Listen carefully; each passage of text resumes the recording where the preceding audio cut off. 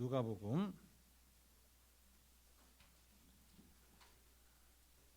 2장 41절부터 교독하겠습니다.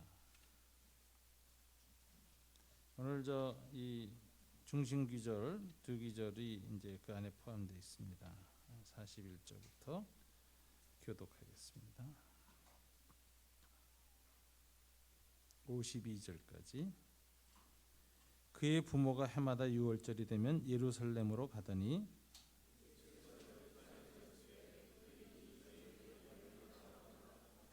그날들을 마치고 돌아갈 때 아이 예수는 예루살렘에 머무셨더라. 그 부모는 이를 알지 못하고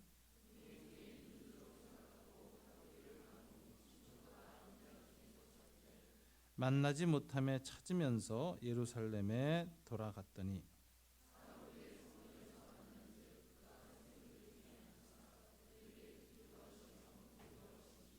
듣는 자가 다 그 지혜와 대답을 놀랍게 여기더라.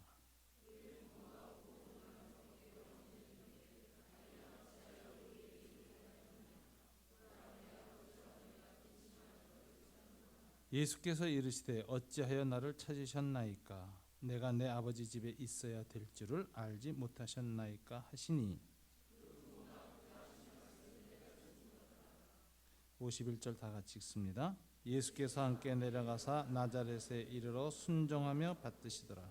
그 어머니는 이 모든 말씀을 마음에 두니라. 아멘. 기도하겠습니다. 하나님 아버지 감사합니다. 저희들의 찬양과 기도를 받으셔서 감사합니다. 물질도 주님이 흠양해 주셔서 감사합니다. 특별히 자녀들을 주께 의뢰했습니다. 그 자녀들도 주님이 받아주셔서 감사합니다. 이 시간 우리의 삶을 다 주님 손 앞에 의뢰하오며 특별히 말씀을 듣기를 원합니다. 우리의 내면과 삶을 주님의 말씀이 빚어가시고 저희 작은 공동체도 주님의 말씀으로 빚어가 주시기를 원합니다. 이 시간 성령께서 우리 마음속에 주의 말씀을 새겨 주시옵소서. 예수님 이름으로 기도드립니다. 아멘. 이미 여러 번 말씀드려서 여러분 다 잘 알고 계시지만 누가복음에는 마태, 마가, 요한에는 없는 예수의 어린 시절 이야기가 특별히 기록되어져 있습니다. 2장까지가 예수님의 어린 시절 이야기인데 이것을 따로 구분해서 어린이 복음 이렇게까지 학자들은 구별합니다. 그러니까 예수님의 어린 시절 이야기를 통해서 그 아이를 통해서 하나님의 복음이 전파됐다라는 거예요. 이 예수라는 아이를 통해서 하나님 어떻게 복음을 전파하셨을까? 5개 찬송으로 복음을 전파하셨어요. 그래서 천군 천사들의 찬송이 하나 있고 사람들의 찬송 4개가 있었죠. 엘리사벳의 찬송, 그 어머니 마리아의 찬송, 사가랴의 찬송, 그다음에 시므온의 찬송. 이 5개 찬송을 중심으로 해서 예수님에 대한 복음이 아기 예수를 통하여서 온 인류에게 이렇게 전파됐습니다. 근데 이 5개의 찬송은 다 5개의 사건을 앞뒤로 싸고 있습니다. 그래서 이 찬송을 이해할 때 이 찬송이 왜 나오게 됐는가의 배경을 그 이야기를 통해서 이제 알고 읽으면서 우리가 주님의 이 메시지를 복음을 받는 거죠. 그런데 오늘 본문은 유일하게 찬송이 없는 이야기만 있는 본문입니다. 이것은 예수님이 12살 때 일어난 사건이 기록되어져 있는데 유아 상태의 아기가 아니라 이번에는 소년기의 예수님의 모습이 기록되어져 있습니다. 이 복음서 가운데서 예수님의 소년기 모습, 12살 때의 모습이 기록된 것은 누가복음에만 있는 거죠. 그래서 누가복음의 독특한 전승 이렇게 보통 이야기됩니다. 오늘 이 본문에서 우리가 좀 중심에서 봐야 될 것은 12살 때 예수님에게 부모와 대답하는 이야기가 오늘 본문에 나오는데 이 본문의 말씀을 통해서 우리가 발견하게 되는 것은 예수님이 12살 때 이미 메시아라는 자기 인식을 하셨다라는 것이죠.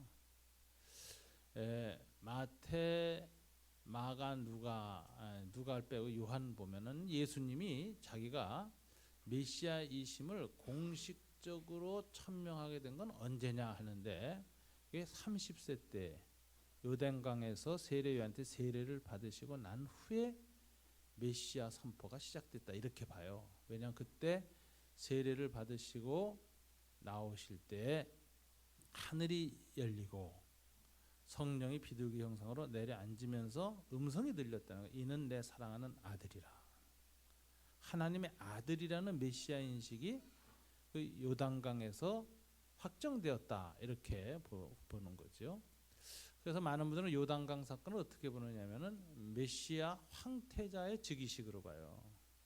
그러니까 하나님의 아들로서 이제 아버지의 권위를 받아서 이 땅에서 하나님의 통치를 대행하는 황태자로서 즉위한 장소이다. 그래서 성령의 기름 부음이 임했다. 이렇게 보는 거죠. 요단강에서.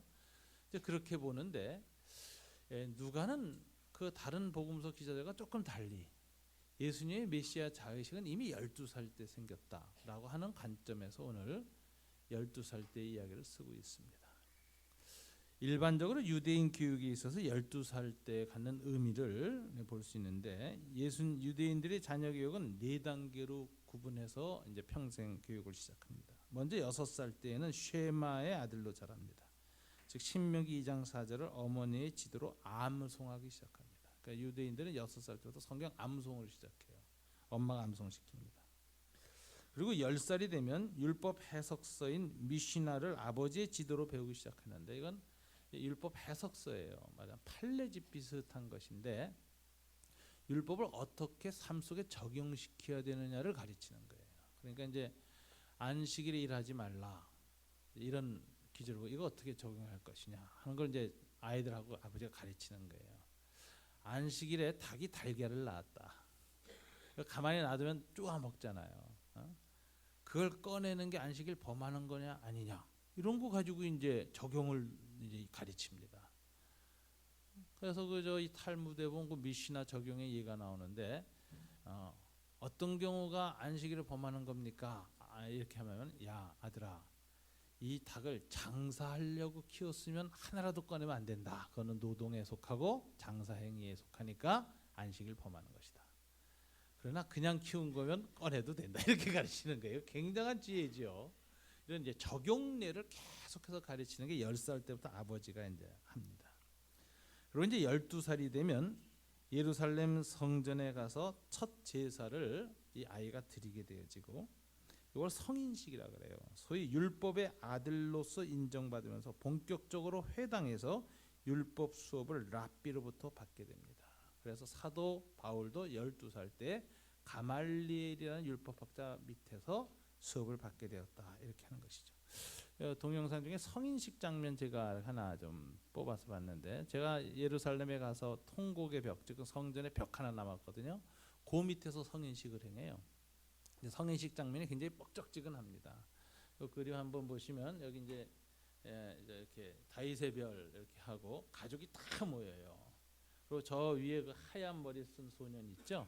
랍비 모자 쓴 소년. 저게 이제 율법의 아들이 됐을 때 처음 머리에 씌워주는 것입니다. 그래서 저 율법을 읽을 때는 항상 저걸 쓰고 읽어요.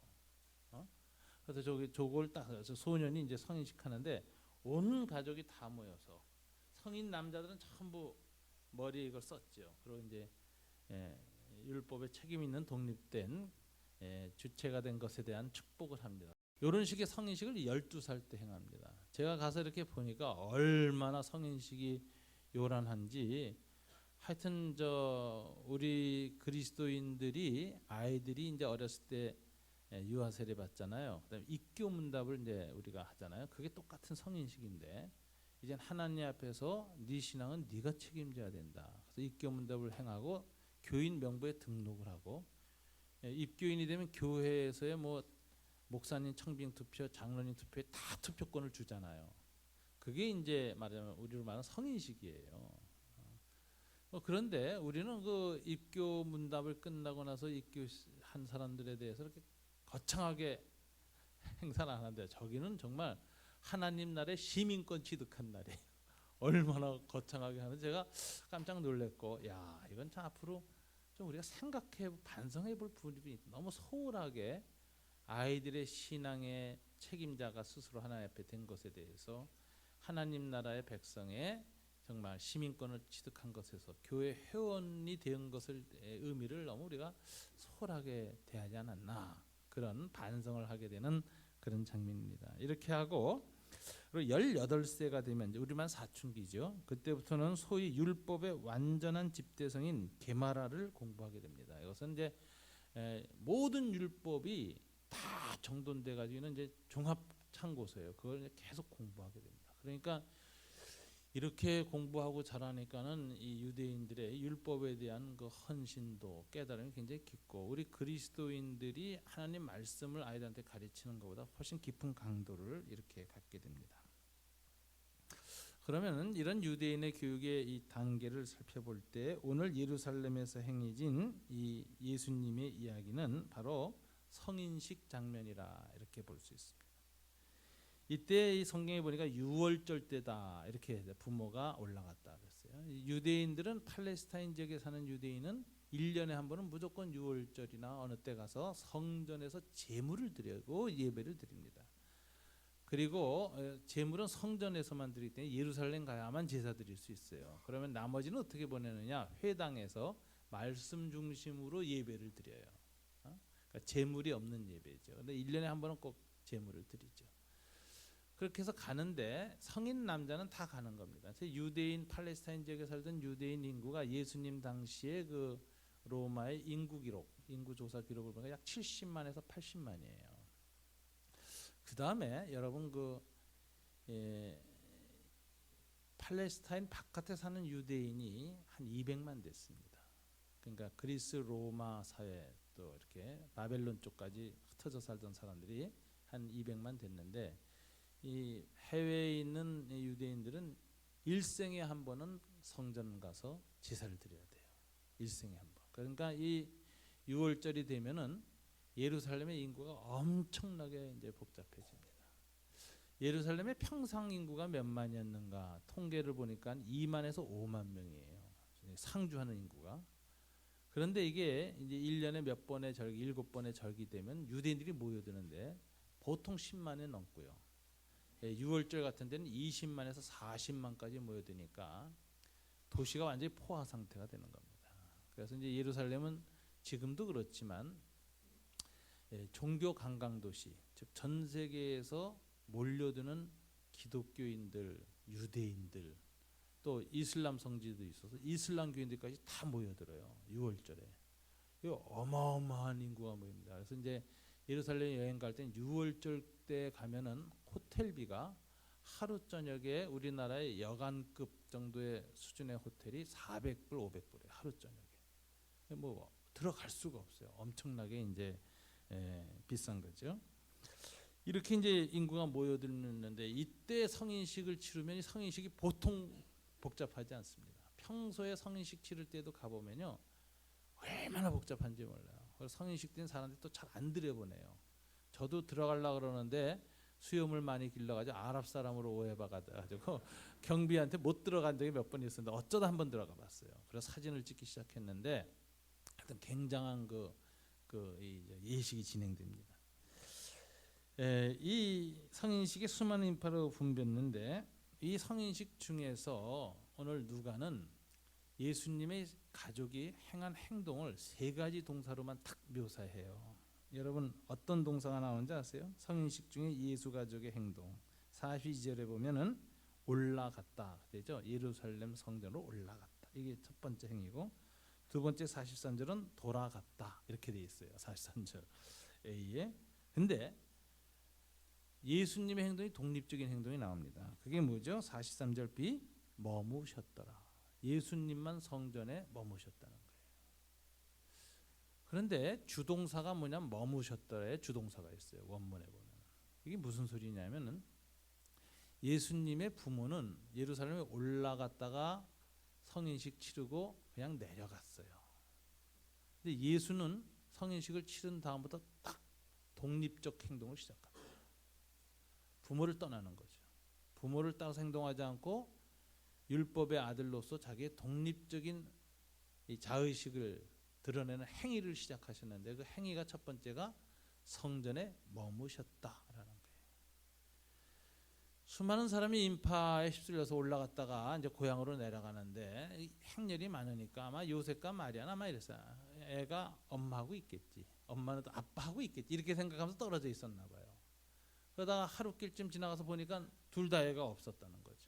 놀래서 이제 올라가는데 그 동사가 찾고 찾으면서 올라갔다. 근데 하나는 미완료 시제고 하나는 분사형이에요. 이게 무슨 소리냐면 아주 애타면서 계속해서 찾는 동작이 끝나지 않았다는 거죠.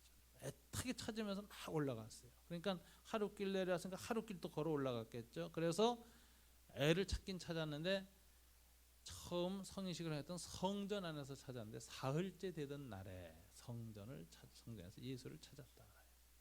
예수님은 부모들의 행동은 올라왔다가 내려간 것으로 누가는 기록하고 있는데 예수의 행동만은 어땠어요? 3일 동안 성전에 머무셨다. 이걸 누가가 아주 부각시켜서 지금 기록하고 있습니다. 그래서 오늘의 본문을 읽으면서 우리가 이 본문의 문법이나 흐름을 따라서 제일 먼저 초점이 포커스가 어디로 가느냐? 머무심이란 단어에 이제 우리가 가야 되는 것입니다. 이게 이제 누가가 강조하는 부분이죠. 예수님 머무셨다는 거예요. 그럼 3일 동안 머무셔서 뭐 하셨느냐? 그 다음 기절을 보면은 무슨 말이 나오냐면 46절에 듣기도 하시며 묻기도 하시니 이렇게 예수님이 3일 동안 머물러서 하신 일이 나와요. 뭐냐면은 이 당시 성인식이 끝나고 난 다음에는 이 알렉산드리아 지역, 즉 서북 아프리카 지역에서 행해지던 유대인들의 교육이 있습니다. 성인식이 끝난 아이들을 하는 교육이 있는데 이건 특별한 교육인데 랍비들과 함께 문답을 하는 방식이에요. 그래서 이 문답 교육이라는 게 오늘날 주입식 교육하고 굉장히 다릅니다. 문답은 아주 창의적인 질문을 아이들이 묻고 대답하고 하는 거죠. 그래서 아이들의 관점에서 아이들의 호기심, 아이들이 이해 못하는 부분을 중심으로 해서 답을 해줘서 깨닫게 하는 거니까 오늘날 주입식으로 막 그냥 지식을 집어넣는 우리 한국식 교육하고는 굉장히 다른 교육이죠. 아주 창의적인 교육입니다. 그래서 이 문답식 교육은 아이들의 창의성을 아주 일으킨다. 그래서 지금도 전 세계에서 유대인들의 창의적 교육 방식을 굉장히 연구를 많이 하잖아요. 그리고 오늘날에도 어린이 교육에 있어서 이 유대인들 창의적 교육 방식이 굉장히 그 세계적인 교육법으로 올라오고 있는데 바로 이게 이제 문답식 교육이에요. 근데 예수가 성인식을 치르자마자 독립된 자아를 가지고 한 행동은 부모를 따라가지 않았고 어떻게 했어요? 성전 랍비들 앞에 앉아서 문답을 시작하셨다는 거예요. 근데 이 성전 랍비는 어떤 랍비냐? 당대 랍비들입니다. 그러니까 랍비 서열 12 이내가 들어왔는 거예요. 그러니까 당대 오늘날 말 신학자들이죠.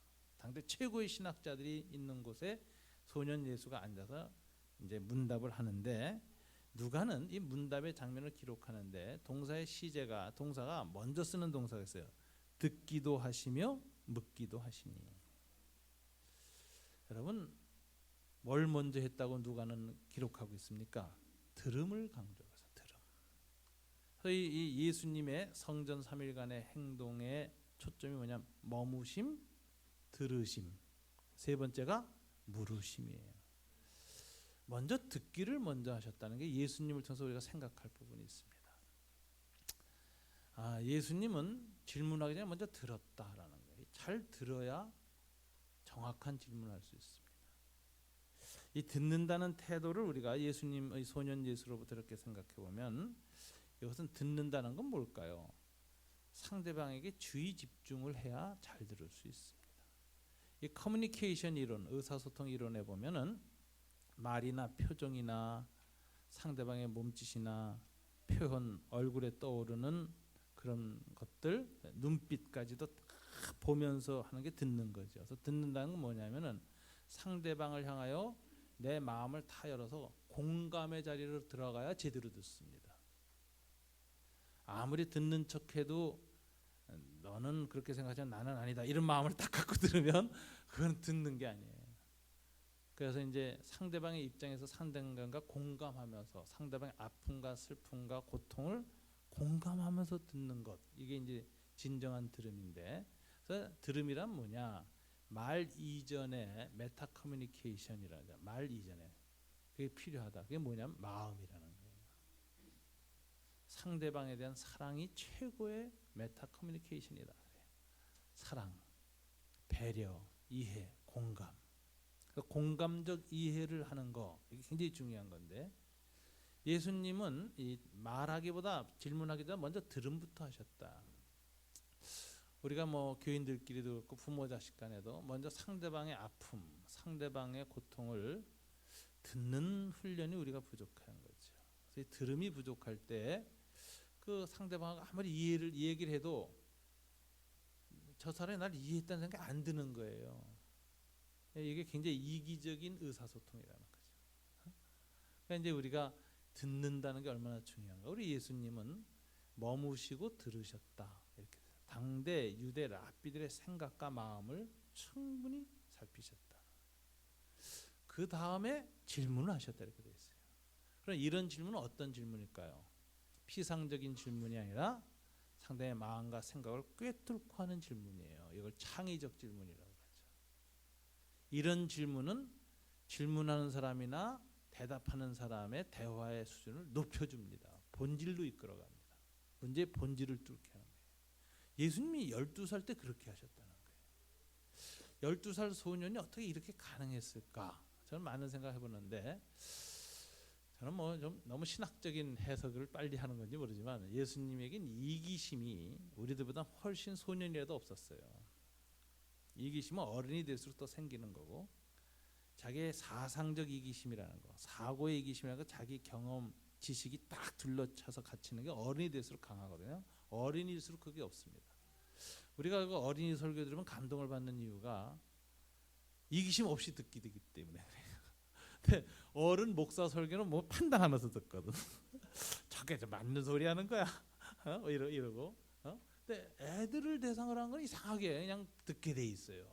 저도 윤 목사님 어린이 설교 은혜를 많이 받습니다. 오늘도 참 좋으네. 저 털보 내가 애서구나. 그러면서 이제 듣는 거죠. 그런데 이제 하여튼 이 질문 속에서의 통찰력이 있는데 예수님에게 왜 이 통찰력이 더 깊었을까? 그분은 아이이기도 했지만 하나님의 아들이라는 특성상 어렸을 때부터 죄와 이기심에 영향이 없었던 겁니다. 근데 우리 아이들이 아무리 순수해도 이기심은 있는 거 아니에요?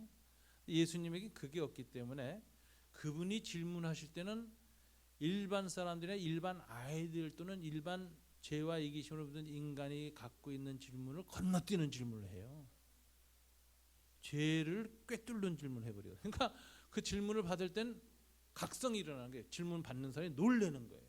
그래서 오늘 본문에 보니까 예수님이 이렇게 랍비들에게 질문했을 때 결과가 어떻게 되느냐. 47절 당대 예루살렘의 성전 랍비들이 모두 다 그 지혜와 대답을 놀랍게 여겼더라. 예수님의 지식 때문에 놀란 게 아니라 통찰력이죠. 지혜라는 건 지식을 사용하는 능력이거든요. 지식을 많이 받아들이는 능력은 뭐 노력해서 돼요. 근데 지혜는 노력으로 되는 게 아니에요. 지혜는 묵상으로만 되는 거예요. 내면의 통찰력이죠. 본질을 꿰뚫는 힘이었는데, 근데 이게 너무나도 탁월해서 당대 랍비들이 놀랬다는 거예요. 근데 이 놀랬다는 이 누가의 단어를 보면은 이거 굉장히 재미난 단어입니다. 이 단어는 누가복음에서 누가가 딱 3번만 써요. 근데 오늘 본문에 썼고 그 다음에 2번 쓴 본문이 나오는데 이 좀 누가복음 8장 54절부터 56절 네, 이제 두 번째 본문이 나옵니다. 한번 8장 54절부터 56절 다 같이 한번 읽어보겠습니다. 다 같이. 예수께서 아이의 손을 잡고 불러 이르시되 아이야 일어나라 하시니 그 영이 돌아와 아이가 곧 일어나거늘 예수께서 먹을 것을 주라 명하시니 그 부모가 놀라는지라. 예수께서 경고하사 이 일을 아무에게도 말하지 말라 하시니라. 이때 놀랐다는 단어가 바로 부모가 놀라는지라서인데 이게 뭐 보고 놀란 거예요? 자기 죽은 아이가 다시 살아나는 상황에서 놀래버리는 거예요. 회당장 야이로의 딸이 살아나는 장면에 이 단어를 썼어요. 그 다음에 쓴 단어가 누가복음 24장 22절인데 이것도 아주 놀라운 본문이죠. 다 같이 한번 읽어볼까요? 또한 우리 중에 어떤 여자들이 우리로 놀라게 하였으니 이는 그들이 새벽에 무덤에 갔다가 뭘 보고 놀랬어요? 예수의 부활. 이건 부활 사건이에요. 회당장 야이로의 딸이 살아났을 때 놀랬고 부모가. 예수의 제자들이 놀랐는데 주님의 부활 소식 듣고 놀랬다는 거예요. 근데 그 놀람이 누구한테 왔느냐? 성전 랍비들한테 왔다는 거예요. 예수의 대답을 듣고 질문을 듣고 놀랬다는 거예요. 그럼 이 놀람은 그냥 단순한 놀람이 아니라 이적적 놀람, 초월적 지혜 앞에서 놀라는 거예요. 이게 단순한 인간의 이성과 머리와 경험에서 나올 수 없는 질문이 뚫고 들어오는 순간에 그 놀람은 마치 부활이나 이적을 봤을 때 놀라는 그 놀람이 랍비들에게 임했다. 누가는 이렇게 기록을 합니다. 그러니 여기서 예수님의 초월적 그 성찰, 이게 얼마나 탁월한 것이었는가 하는 걸 보게 됩니다. 오늘 본문을 보면서 우리가 어떤 성경을 읽든지 그 상황과 배경을 깨달은 다음에는 적용을 해야 돼요. 그죠? 우리 적용이 항상 어려워요. 여기서 우리가 디다케, 복음을 듣고 나서 적용을 할 때 뭘 적용해야 될 것이냐인데, 영적 통찰력, 영적 성숙, 저와 여러분이 신앙과 삶의 지혜가 성숙하려면 어떻게 할 것인가를 예수님으로부터 배우게 되는 겁니다. 세 가지 단어예요. 머무름, 들음, 질문함. 첫째, 머무름. 성전에 머무셨습니다. 주님은 12살 때 이미 성전에 머무셨어요. 하나님 앞에 독립된 자아를 가진 사람은 하나님 앞에서 머물러야 됩니다. 스스로 머물러야 돼요. 성전 안에 머물렀지만 예수님, 우리는 어떻게 머뭅니까? 성령 안에 머물러요. In Holy Spirit. 성령이 계신 곳이 성전입니다. 지금은 특정한 장소가 아니라 In Christ, 그리스도 안에서, In His Word, 그분의 말씀 안에서. 그래서 여러분 하루에 말씀 안에서, 성령 안에서, 주님 안에서 얼마나 머무십니까? 20분 머무시는 분이 있어요. 30분 머무시는 분이. 더 안 묻습니다. 저도 머무는 시간이 부족해가지고 더 묻기가 어려워요. 근데 머무는 시간을 늘려야 된다. 그래서 오늘 우리가 결심할 게 한 가지 있어요. 나는 지금 20분 머무는 사람이라면 10분만 더 머물자. 시간 조금 더 드리세요. 성령 안에서 머무는 거 참 좋습니다. 제 경험은 이 머무름이 저는 언제 많이 일어나느냐? 상처받았을 때 많이 일어나요. 힘들 때. 근데 저는 이 머무는데 이제 새벽 기도 가서 설교도 하고 새벽 기도 인도도 하고 그러고 이제 기도하잖아요. 또 그러면 이제 병 아프신 분들, 교회 많은 분들 또 기도도 합니다. 그리고 나서는 머무는 시간이 주로 언제 많이 머무는가 제가 봤더니 마음의 아픔과 고통과 힘들 때 머물러요. 그때 특별한 기도도 안 해요. 그냥 하나님 바라보고만 있어요. 힘들고 아픈 곳을 다 놓고 십자가만 바라보죠. 근데 이상한 건 그 머무름 속에 힐링이 시작돼요. 저는 그 머문다는 것을 어떤 분하고 대화할 때 그랬어요. 성령의 바람 앞에 쓴다. 제가 그렇게 얘기해요. 바람을 쬐다 보면 뭐가 싹 날라가. 치유가 일어나요. 또는 햇빛을 쬐다 그래요. 햇빛을 쬐다 보면 마음의 어두움, 곰팡이, 녹슬은 것들이 다 사라져요. 그래서 이 머문다는 건 참 좋습니다. 머문다는 건 참 좋습니다. 여러분, 우린 기도도 하나님 앞에 뭔가 자꾸 말해야 기도라고 생각하지만 그렇지 않습니다. 애가 유아기 때는 자꾸 엄마한테 뭘 계속 붙들고 물어봐요. 엄마가 힘들죠. 조금 자라면 어떤지 아세요? 혼자서 놀아요. 놀다가 힐끗 엄마 있나 없나 쳐다봐. 있으면 또 혼자 놀아. 없으면 울어짖기죠. 그게 난 기도라고 생각해요. 엄마와 함께 있다라는 것만으로도 평안하게 있는 것. 그게 머무는 것이죠. 저와 여러분이 그렇게 머무름을 깊이 해가면서 영성적인 성숙이 시작됩니다. 머무름의 시간을 늘리자. 그 다음에 좀 듣자. 하나님의 음성을 듣는 시간을 많이 가지십시오. 이 들음의 훈련 아주 중요합니다. 믿음은 들음에서 나고. 그러니까 믿음이 자라는 아주 가장 깊은 첫 시작이 들음이다. 들음. 그 다음에는 하나님께 질문해야 돼요. 이 말은 좀 이해가 안 갑니다. 이런 거는 정말 이런 겁니까? 이런 뜻입니까? 이 말씀이 뭐 이런 식으로 질문하는 거예요. 그리고 그런 것에 대한 질문은 응답이 좀 빨리 와요. 다른 기도보다 주님에 대한 궁금증, 하나님에 대한 질문은 대답이 좀 빨리 오는 편입니다. 그러니까 이런 것을 통해서 세상과 삶에 대한 하나님의 시각을 갖는 것, 이게 통찰력이라는 거예요. Spiritual insight, 영적인 통찰력이라고 합니다. 요즘 지식이 없어서 우리가 목마릅니까?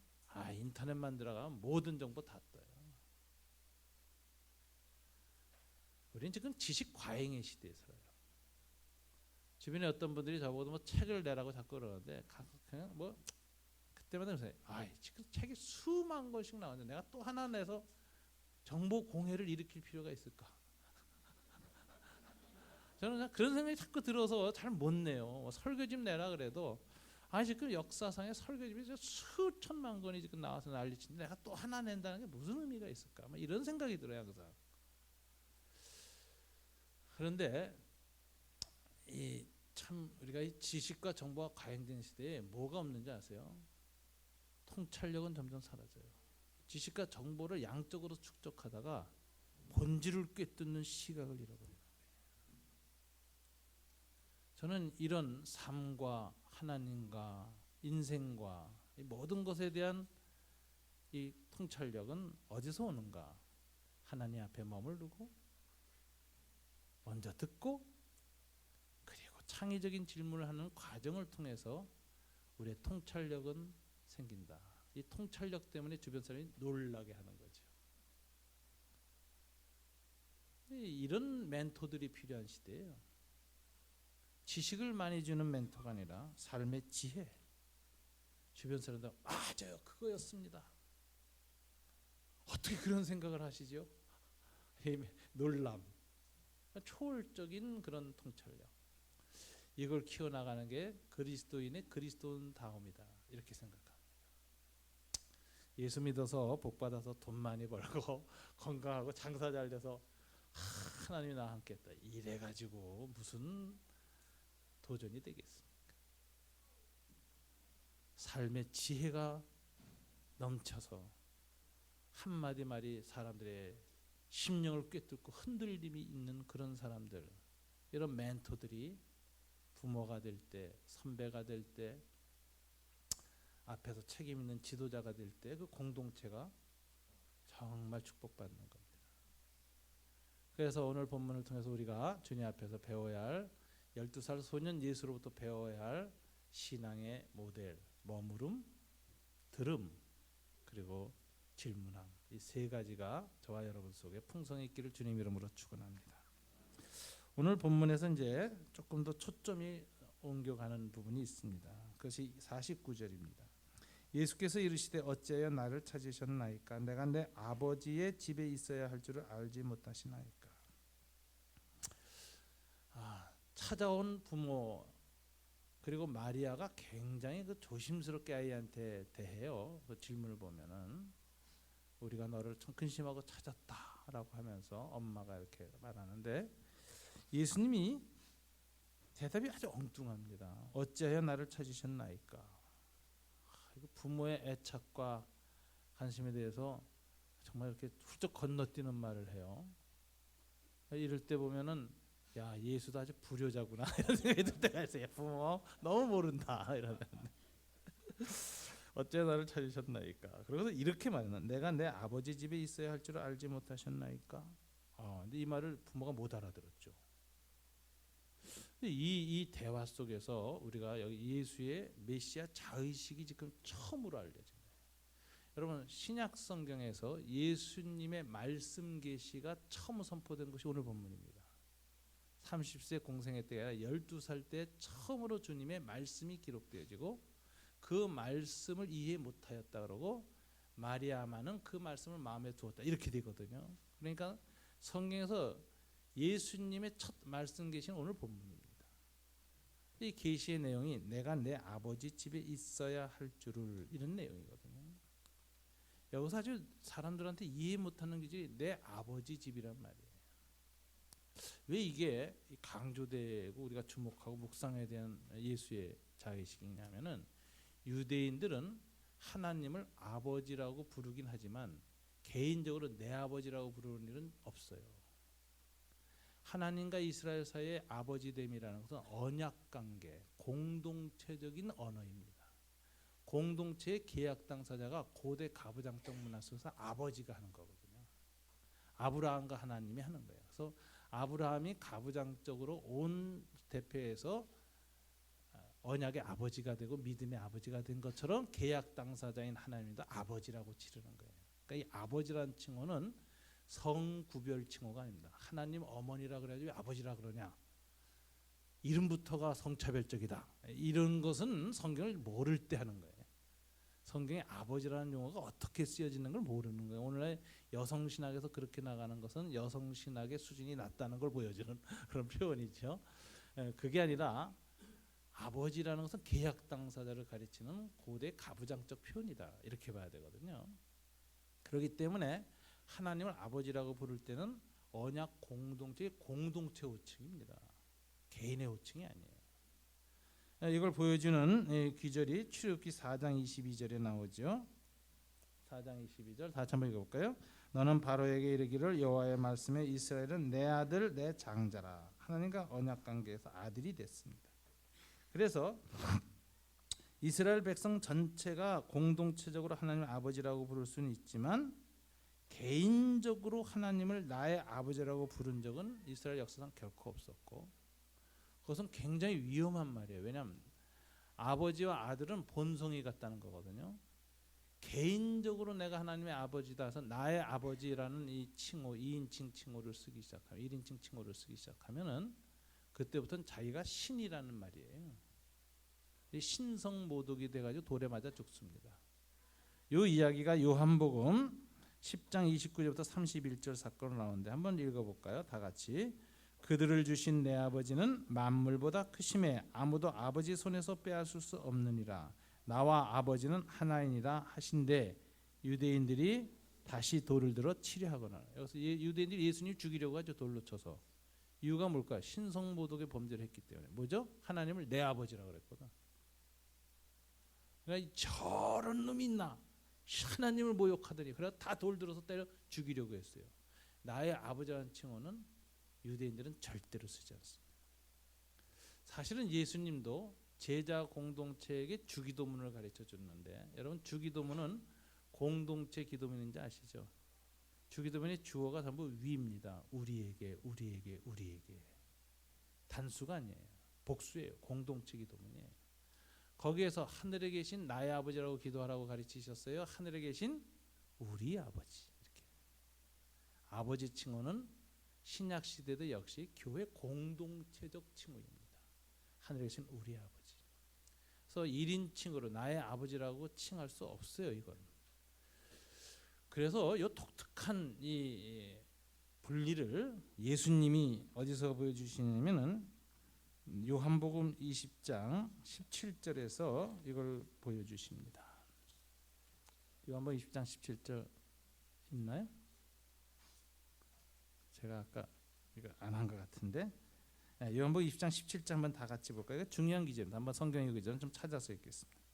요한복음 20장 17절 다 같이 한번 읽어보실까요? 시작.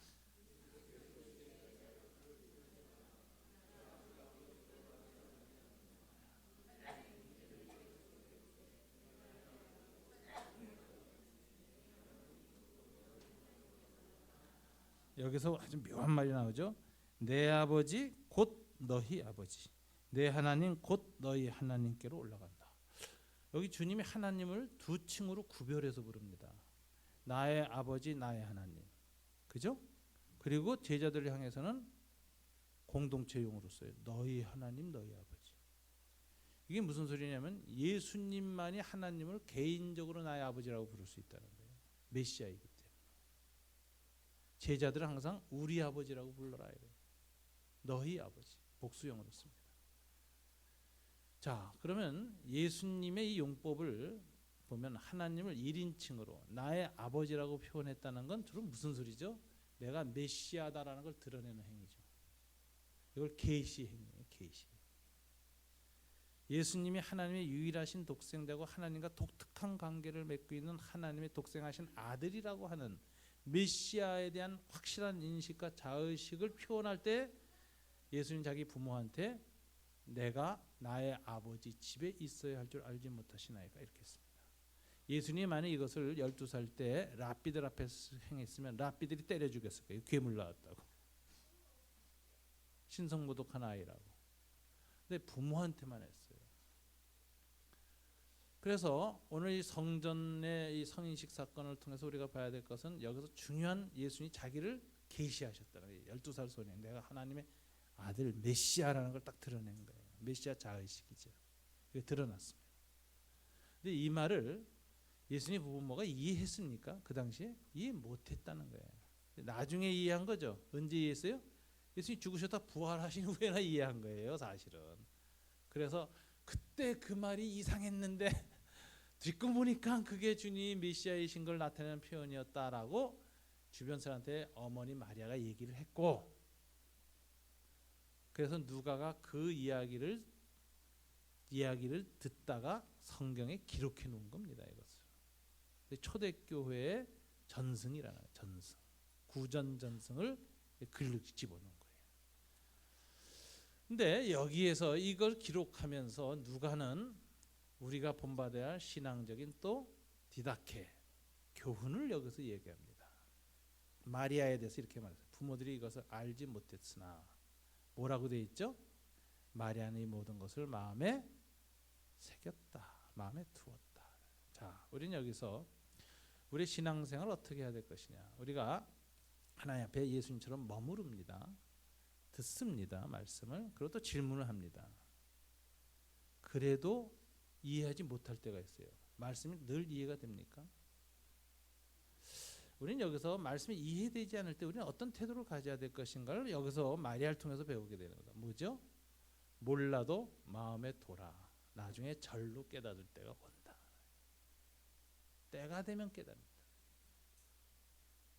이게 아주 마리아를 통해서 우리가 배워야 되는 신앙의 태도입니다. 어쨌든 성경이 환히 깨달아서 은혜가 될 때가 있어요. 그러나 깨닫지 못해도 마음에 새겨두면 나중에 그때 깨닫지 못했던 게 호련히 깨달아 더 큰 은혜가 오는 법이에요. 마틴 루터는 이걸 아주 재미나게 표현했어요. 드러나신 하나님보다 숨어 계시는 하나님이 내 신앙에 더 큰 은혜를 주었다. 탁상담에서 그런 말을 해요. 마틴 루터가 제자들하고 앉아서 식사하고 나서 나는 대화 중에 글들을 다 그 제작 하나 기록을 했는데 그 마틴 루터의 탁상담화라 그래요. 거기에 그런 말을 써요. 드러나신 하나님보다 숨어 계시는 하나님이 내게 더 큰 신앙의 성장을 줬다. 이렇게 얘기해요. 은혜를 줬다. 드러나신 하나님이라는 게 뭔지 아세요? 하나님이 하나님성을 명료하게 깨닫게 해주신 하나님이에요. 기적을 일으키신 하나님, 출애굽의 역사를 일으키신 하나님, 홍해를 가르치신 하나님, 병을 고치신 하나님, 능력을 주시는 하나님, 환난에서 구원하시는 하나님, 암을 낫게 하시는 이런 하나님이 드러나신 하나님, 하나님이 하나님인 줄 알게 하는 하나님. 그러나 숨어 계신 하나님이란 건 뭐예요? 하나님인 줄 도저히 이해할 수 없게 하는 하나님.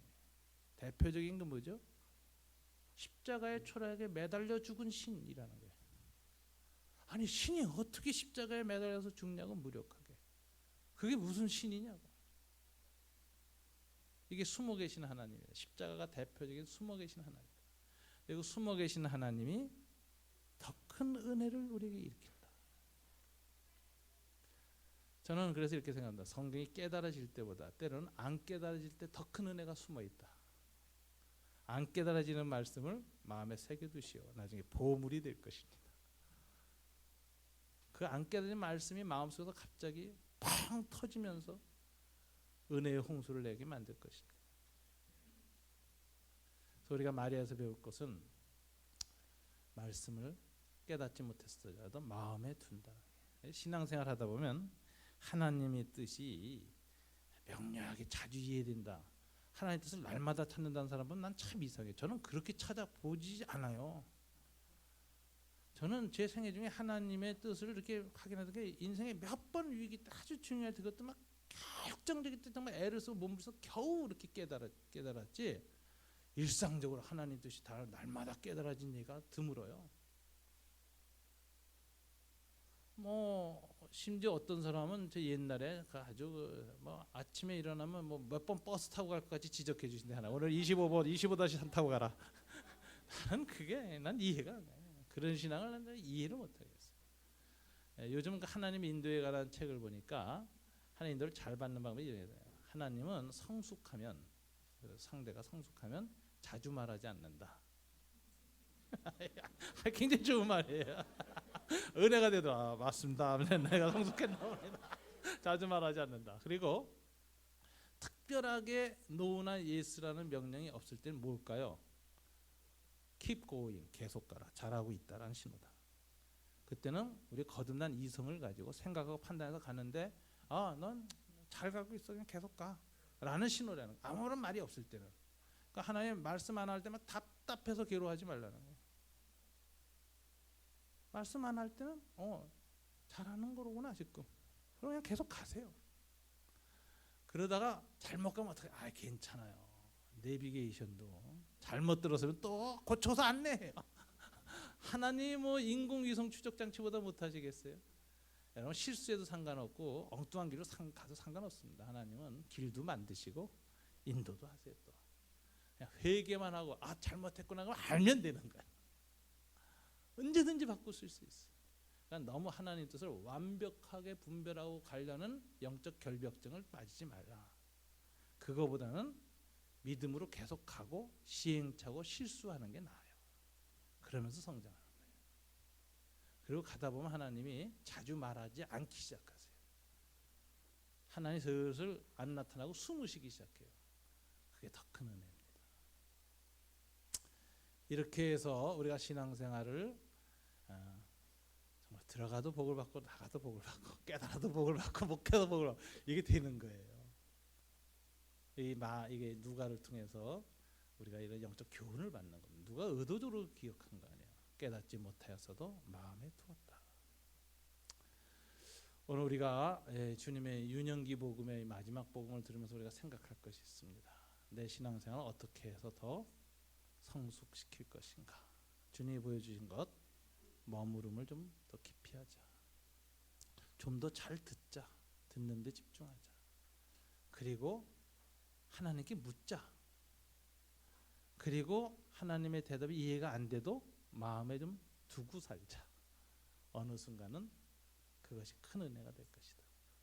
저와 여러분이 그런 식의 큐티 나눔을 조별로 계속하시기 바랍니다. 훈련하다 보면 어느덧 성숙해지고 통찰력이 생기고 또 사람마다 그 상황에 따라 주는 이 영적 통찰력이 다 달라요. 큐티하면 그걸 나누다 보면 통찰력이 풍성해져요. 우리가 성경 지식을 많이 배우려고 공부 스타디로 나누는 게 아니거든요. 성경 지식을 배우려면 짧은 시간에 가장 효율적으로 잘 가르칠 수 있는 전문가한테 배워야 돼요. 그래서 클래스에서 신학을 제대로 공부한 사람한테 딱 배우는 게 제일 시간 낭비 안 해요. 여러분끼리 성경 공부 서로 연구해봐야 항상 헤매는 데서 같이 헤매요. 그러니까 그 시간 낭비라니까. 우리들이 할 일은 통찰력을 나누는 겁니다. 이건 풍성해요. 이거는 목사 통찰력은 별 볼 일이 없어요. 밤낮 교회에서 사는 인간이 밤낮 거기다 적용하지.